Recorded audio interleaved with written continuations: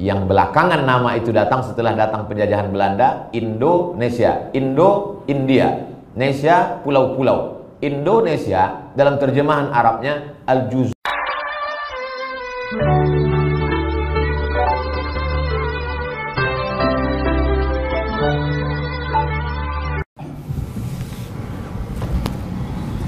Langsung.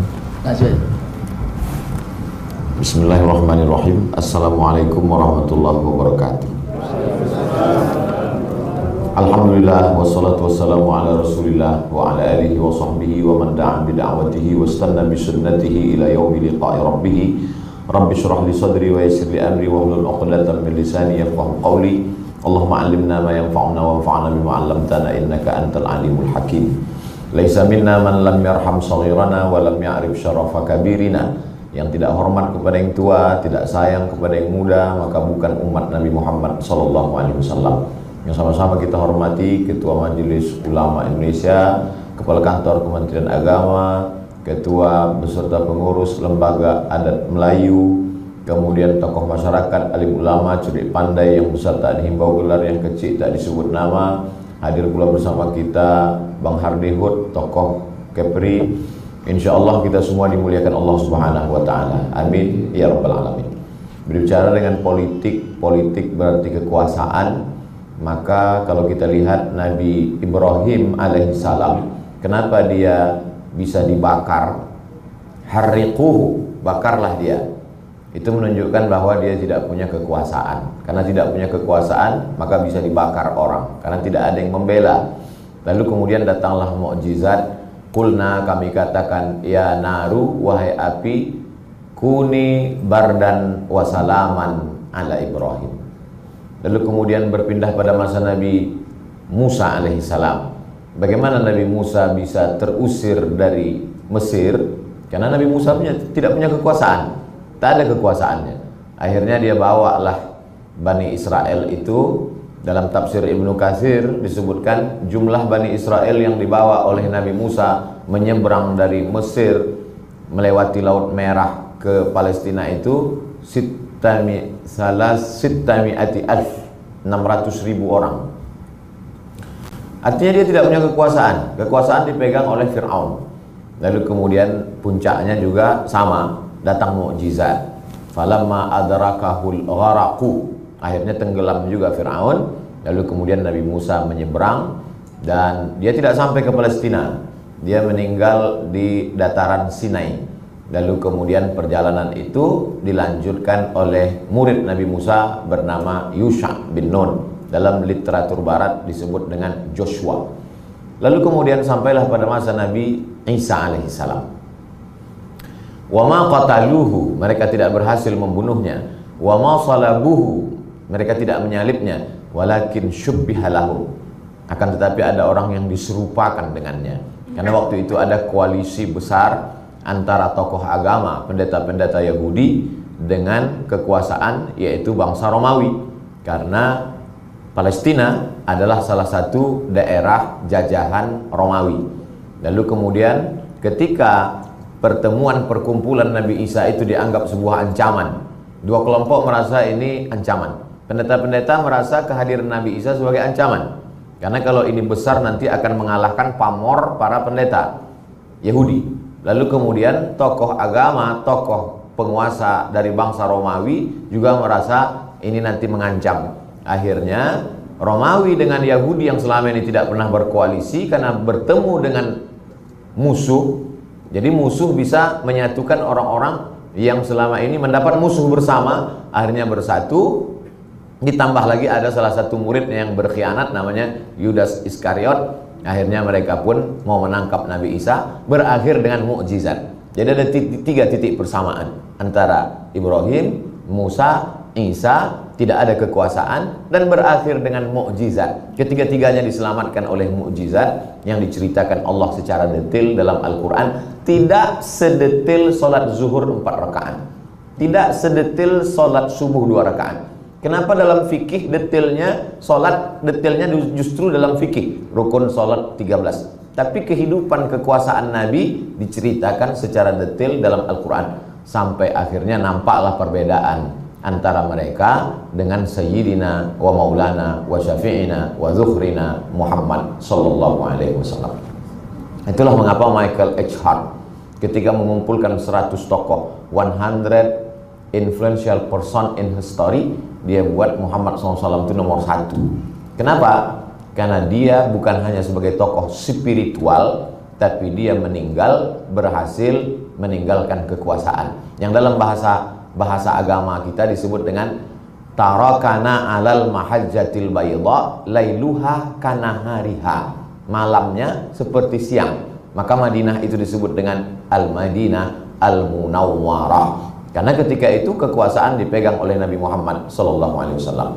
Jadi kalau rukun pemerintahan itu ada 5, ada pemimpinnya, ada wilayah kekuasaannya, ada rakyatnya, ada hukumnya, ada pemimpinnya, ada rakyatnya, ada wilayah teritorial kekuasaannya, ada hukumnya, lalu kemudian ada perangkatnya, maka kelima-lima itu ada pada Nabi Muhammad SAW. Mana wilayah teritorialnya? Makkah dan Madinah. Mana penduduknya? Muhajirin dan Ansar, ditambah yang non-muslim, Bani Nadir, Bani Quraidah, Bani Qainuqa, dan sebagian orang musyrik yang tidak memusuhi Nabi. Apa hukum yang dipakai? Al-Quran dan Sunnah Rasulullah SAW. Mana perangkatnya? Nabi, Abu Bakar, Umar, Utsman, Ali, Thalhah, Zubair, Aisyah. Ada penterjemahnya, ada sekretarisnya. Semua diterjemahkan oleh sahabat Nabi Zaid bin Sabit. Ta'allamtuha wa hadzaqtuha. Aku pelajari bahasa Yahudi itu secara mendalam selama nisfa syahrin, setengah bulan. Lalu kemudian ada hukum, ada wilayah, ada masyarakat, dan dipimpin langsung oleh Nabi Muhammad SAW. Maka ketika Nabi SAW meninggal, berkumpullah sahabat di Saqifah Bani Sa'idah. Mereka bermusyawarah siapa yang akan mengganti kepemimpinan setelah Nabi Muhammad SAW. Bukan kenabian, karena kenabian la nabiyya ba'dah, la nabiyya wa la rasula ba'dah. Tapi yang mereka bicarakan di Saqifah Bani Sa'idah itu adalah kepemimpinan setelah Nabi Muhammad SAW meninggal. Lalu orang Syiah menuduh bahwa Abu Bakar dengan Umar berkoalisi untuk menyingkirkan Sayyidina Ali. Padahal kita tahu, paham dalam fikih, kalau orang meninggal, yang paling layak memandikan jenazahnya adalah ahli bait, keluarga. Maka sesungguhnya mereka sedang bagi-bagi tugas. Sayyidina Ali, Sayyidina Abbas, Sayyidina Abdullah bin Abbas, Sayyidina Fadl bin Abbas, mereka mengurus jenazah Nabi karena mereka ahli bait. Sedangkan Abu Bakar dengan Umar berkumpul di Saqifah Bani Sa'idah mengurus urusan. Lalu kemudian semua bersepakat, masing-masing punya calon. Orang Madinah punya calon namanya Sa'ad bin Ubadah, panglima perang dari suku Aus. Sedangkan orang Makkah punya calon Umar bin Khattab, panglima perang juga. Lalu kemudian Umar mengatakan ada indikasi lain. Apa itu? Bahwa Nabi ketika sakit mengangkat Abu Bakar sebagai imam sholat. Maka imamatun sughra dalilun ala imamatin kubra. Imam kecil, imam sholat itu menunjukkan indikasi imam besar untuk menjadi pemimpin umat. Maka akhirnya mereka bersepakat. Ketika itu kata Abu Bakar Siddiq, al-a'immatu min Quraisy. Imam ini diangkat dari golongan Quraisy. Dengan diangkatnya golongan Quraisy sebagai imam, tereliminasilah Ansor, karena Sa'ad bin Ubadah bukan Quraisy. Dan di antara Quraisy ini siapa yang paling berhak? Maka ada indikasi Nabi menyuruh jadi imam sholat itu, seolah-olah itu indikasi. Lalu kemudian bergantilah kekuasaan itu selama 4 kali. Dari Abu Bakar kepada Umar, dari Sayyidina Umar kepada Sayyidina Utsman, dari Utsman kepada Sayyidina Ali. Maka pergantian dari Nabi Muhammad ke Sayyidina Abu Bakar, Sayyidina Umar, Sayyidina Utsman ke Sayyidina Ali ini ditulis begitu cantik dan apik pada tahun 450 Hijrah oleh seorang ulama bermazhab Syafi'i bernama Al-Imam Al-Mawardi dalam kitab yang disebut dengan Al-Ahkam As-Sultaniyah. Lalu kemudian direfresh, disegarkan kembali oleh Imam Ibnu Taimiyah dalam kitab As-Siyasah Asy-Syar'iyyah. Lalu kemudian dalam kitab fikih dibagi lagi. Ada fikih ibadah, salat, zakat, puasa, haji. Ada fikih muamalah, gadai, jual beli, utang piutang, murabahah, mudharabah, permodalan syariah, bagi hasil dan lain sebagainya, disebut dengan fikih muamalah. Ada yang disebut dengan fikih munakahah, talak, rujuk, li'an, khulu, dan seterusnya. Ada pula yang disebut dengan fikih siasah. Jadi fikih adalah salah satu cabang juzuknya adalah fikih siasah. Hampir tidak ada kitab fikih yang tidak membahas fikih siasah. Untuk membatalkan argumentasi sebagian orang mengatakan bahwa Islam hanya mengurus masalah hati, masalah qalbu, masalah tazkiyatun nafs saja. Islam hanyalah agama spiritualitas saja, tidak mengurus masalah politik. Padahal berabad-abad silam, khususnya mazhab Syafi'i lah yang amat sangat berperan dalam masalah bercerita tentang fikih politik ini. Lalu kemudian muncullah kitab-kitab kontemporer, diantaranya yang ditulis oleh Syekh Yusuf Al-Qaradawi dalam bukunya yang dicetak oleh Darussuruq berjudul Min Fiqhid Daulah, ijtihad yang lebih kontemporer, bercerita tentang bagaimana perempuan bisa menjadi anggota legislatif dan lain sebagainya. Lalu kemudian Islam mazhab Syafi'i dengan ijtihad politik itu sampai ke negeri Melayu, ke Nusantara khususnya. Lalu kemudian kalau kita lihat pada nisan yang paling tua raja-raja di Nusantara, tertulis di situ 1297. 1297 adalah meninggalnya Mereselu. Mereselu yang masuk Islam berubah namanya menjadi Al-Malikus Saleh. Al-Malikus Saleh sulit orang Nusantara menyebut Al-Malikus Saleh, disebut dengan Malikul Saleh. Artinya apa? Pada 1297 orang Indonesia yang belakangan nama itu datang setelah datang penjajahan Belanda, Indonesia, India, Nesia, pulau-pulau. Indonesia dalam terjemahan Arabnya Al-Juzur Al-Hindiyah, pulau-pulau yang ada di balik India. Jadi Indonesia nama datang belakangan. Nama kita adalah berdasarkan daerah masing-masing, dari mulai pucuk Sumatera, Aceh, sampailah Papua, sampai Makassar dan lain sebagainya. Sehingga nama-nama mereka itu selalu memakai nama daerah dia. Kalau kita lihat bagaimana seorang ulama dari Makassar yang dibuang ke Cape Town, Afrika Selatan, tidak pakai Indonesia tapi pakai nama dia Syekh Yusuf Al-Makassari Tajul Khalwati. Ketika mereka berhasil jadi imam di Masjidil Haram, dia pakai nama daerahnya Syekh Ahmad Khatib Al-Minkabawi.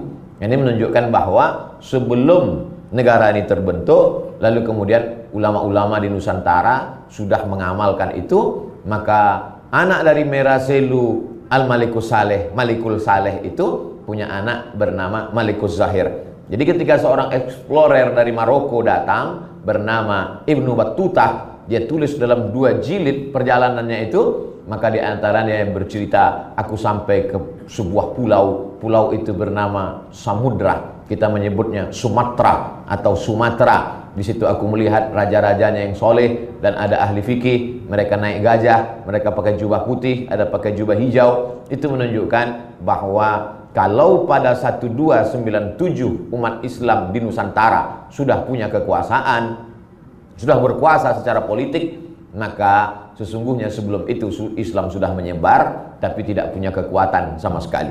1297 Islam berkuasa di Sumatera, lalu kemudian Wali Songo 14 sekian, kepala 14, Sumatera 12, lalu kemudian puncak kemagahan Islam di Jawa adalah pada masa Sultan Agung, yaitu 16, 12, 14, 16. Barulah datang Belanda pada 18 membuat 3 hukum: Kitab Undang-Undang Hukum Pidana, Kitab Undang-Undang Hukum Perdata, Kitab Undang-Undang Hukum Dagang. Untuk apa? Untuk mengkebiri ajaran Islam.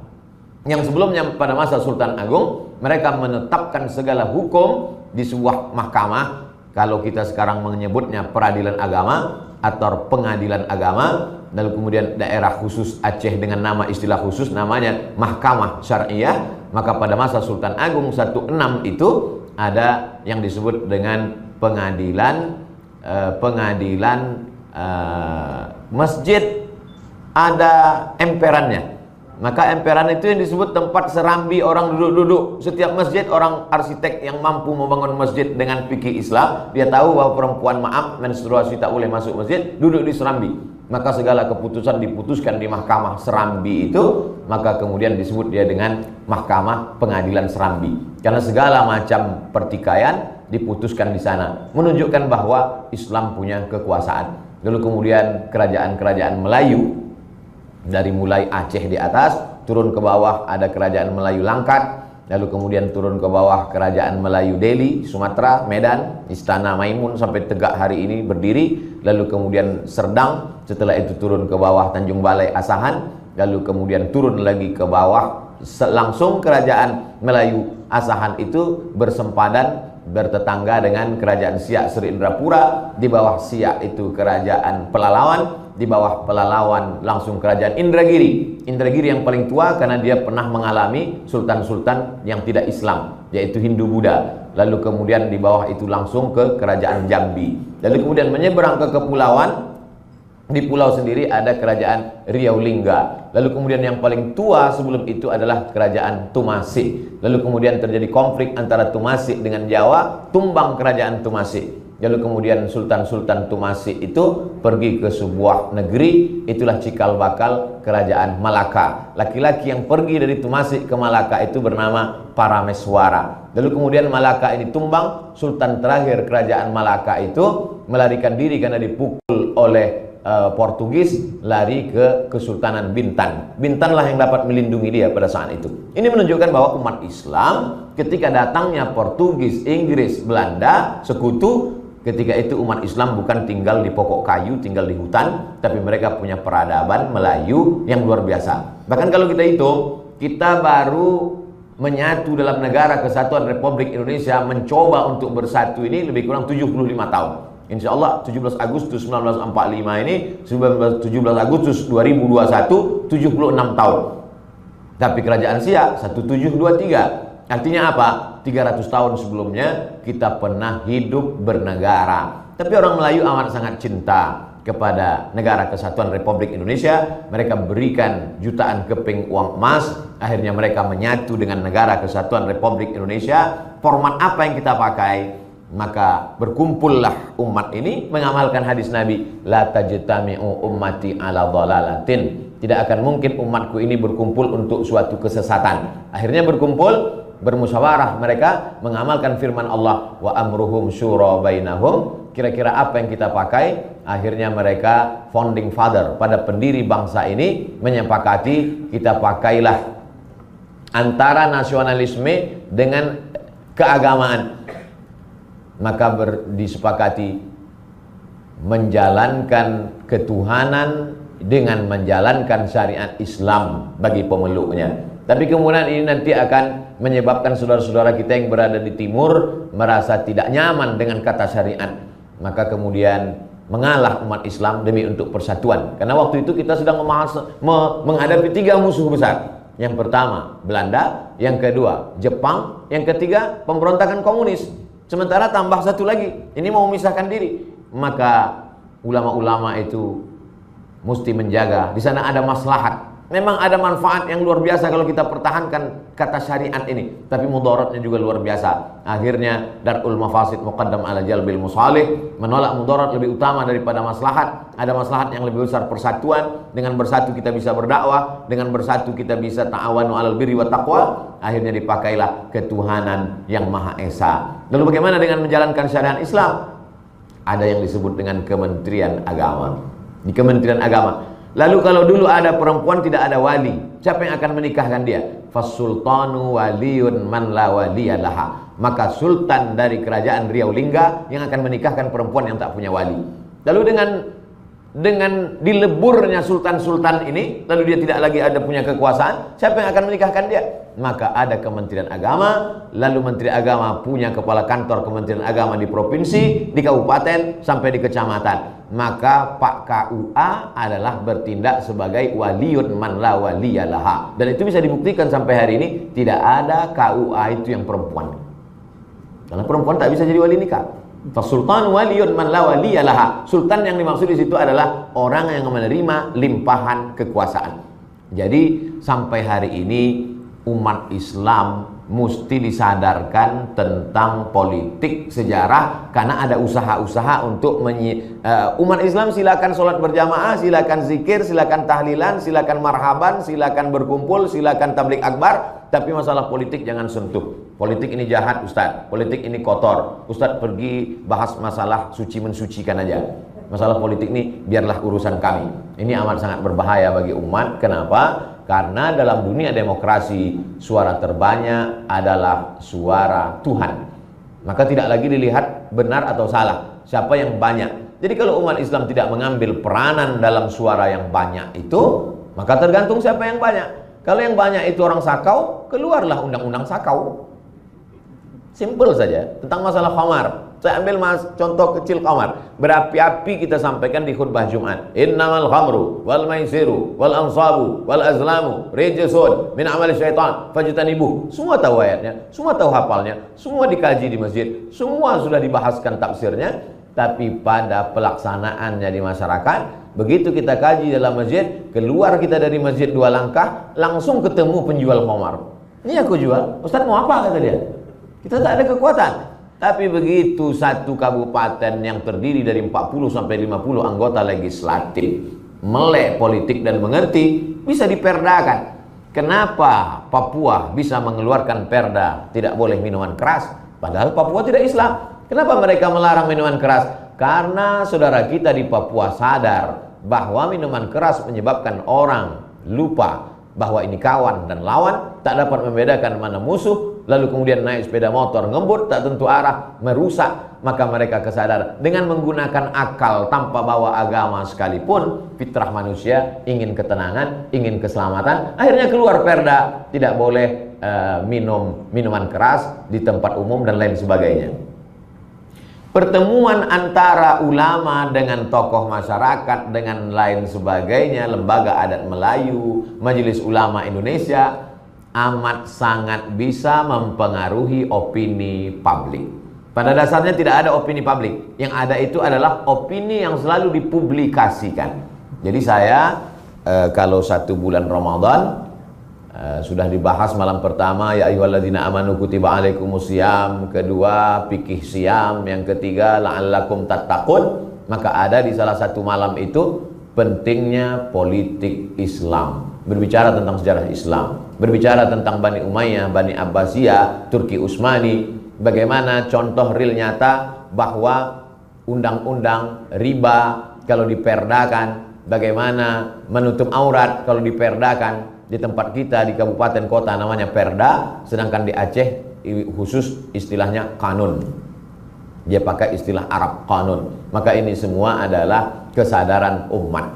Jadi kalau umat ini sadar, yang menyadarkan umat ini siapa? Yang menyadarkannya adalah tokoh agama dan tokoh adat. Kalau di bumi Minangkabau, nenek mama ditinggikan seranting, didulukan selangkah, batangnya tempat bersandar, daunnya tempat bernaung, akarnya tempat bersila. Maka di bumi Melayu yang dimaksud itu adalah Lembaga Adat Melayu Riau, Lembaga Adat Melayu Kepulauan Riau, Lembaga Adat Melayu yang ada di Sumatera Utara, karena mereka juga Melayu serumpun sama dengan yang ada di Kalimantan Barat. Maka ini bisa menjadi saringan fit and proper test, sehingga calon-calon anggota legislatif sebelum mencalonkan diri dia sudah lulus 2, lulus kemelayuannya karena di bumi berdasarkan daerah masing-masing, lulus pula keislamannya karena dalam prinsip Melayu di mana bumi dipijak di situ langit dijunjung. Jadi kalau ada orang Bugis Makassar merasa tidak bisa berpantun, maka sesungguhnya kita yang orang Melayu lah malu karena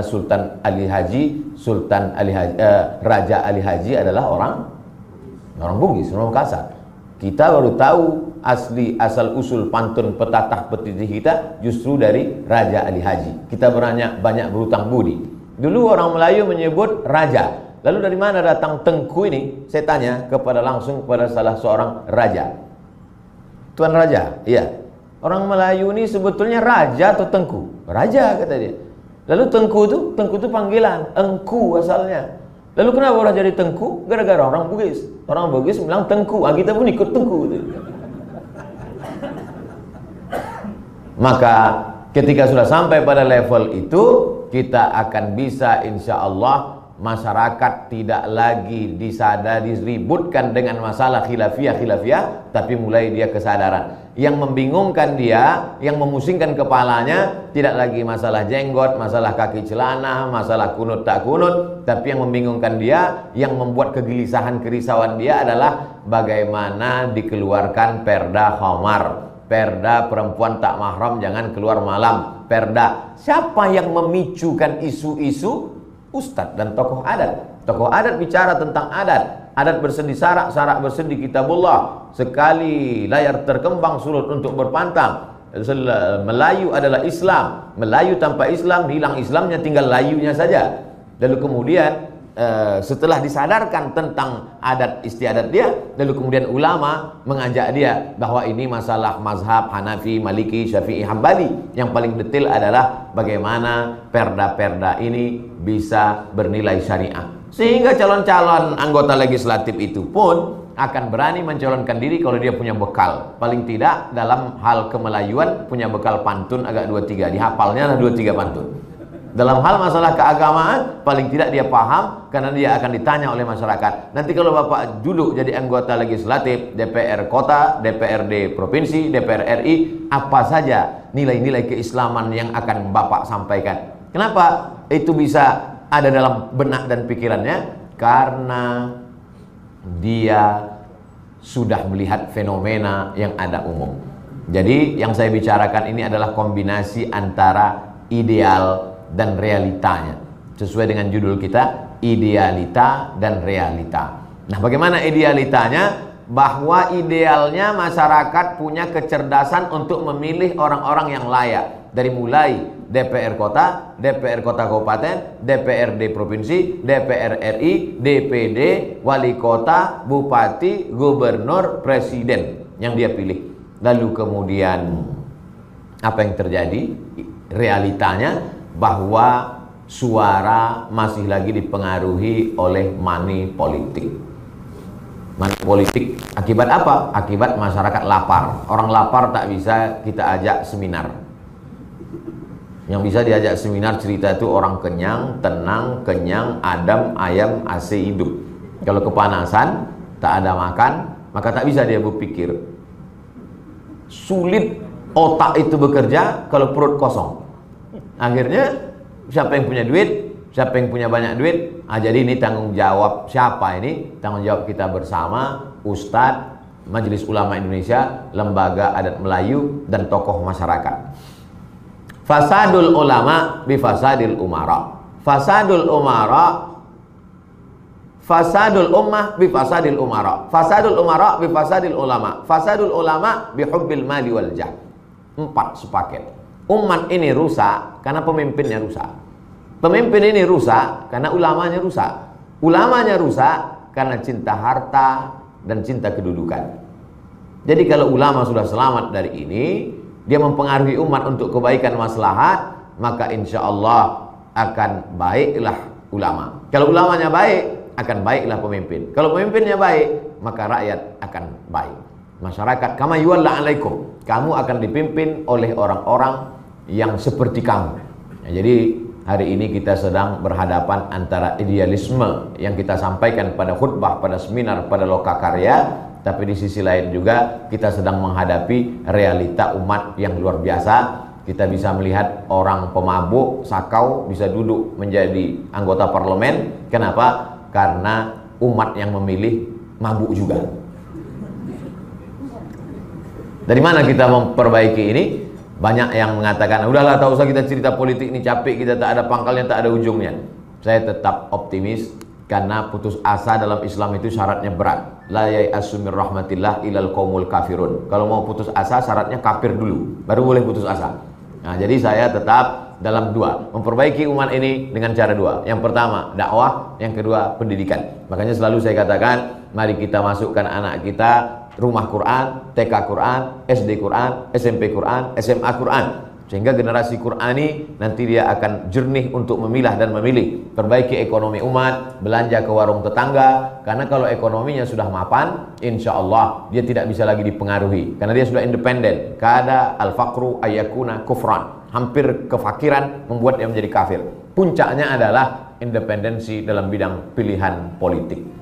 Saya kira sebagai pengantar dialog kita, itu yang dapat saya sampaikan. Sengaja saya sampaikan cepat-cepat karena takut bahannya hilang. Karena di depan saya ini banyak tokoh-tokoh masyarakat. Terima kasih. Assalamualaikum warahmatullahi wabarakatuh.